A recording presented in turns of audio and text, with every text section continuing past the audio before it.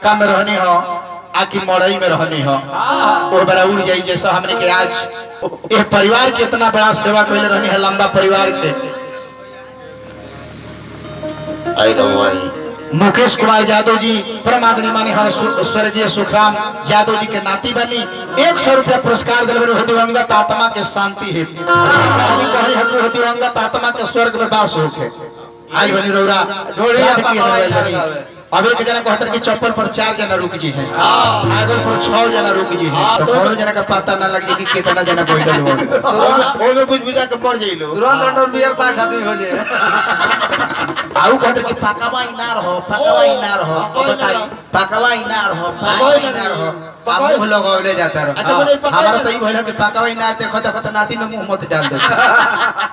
होने से एगो बाबा लाठी लेकर तैयार रहले बाबा गरम पड़े की कानी हरता हां बाबा गरम रहले है आया है ढोड़ी गाने के लिए। बाबा गरम रहनी है जानो तरी काहे खाती लगी ले रहनी है कहनी कि रहे करे नापी तो कितना गोहिल बताओ खींच डाली तो इनार हो कितना गोहिल बावे कोई न क्यों न हां पहले चैन लगाओ जात लगे जिन जना गिरी है नु इनारा में तो बूढ़ी है ना चैन में धक टांगाइल रही।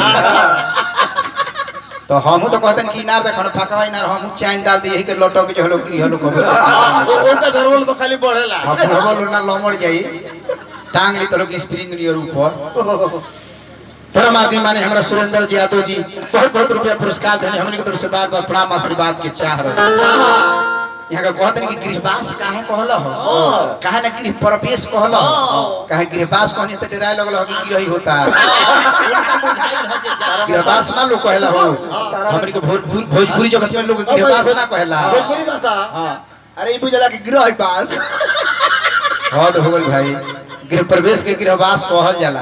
वास माने का होला निवास होला, वास करो चाहे निवास करो। हां और बुझाइबे ना कोई होला कि देवता के वास हो जा जाय दी हमें वास हो जाओ जाय दी अभी रोड़ा बुझाइबे ना कोई जाय दी चरवा के मन बसे करी के खेत में हद हो गई। खाली रोड़ा सब कोरोना से डराता नहीं सब ढूके मत ना ढूकी ऐसे कहे के बका कि देखिना कि पाका हो देखिना कि पाका हो अलगो सुना को गीत गवनई कह कि फूल दे में उड़ी जाई अरे पोसल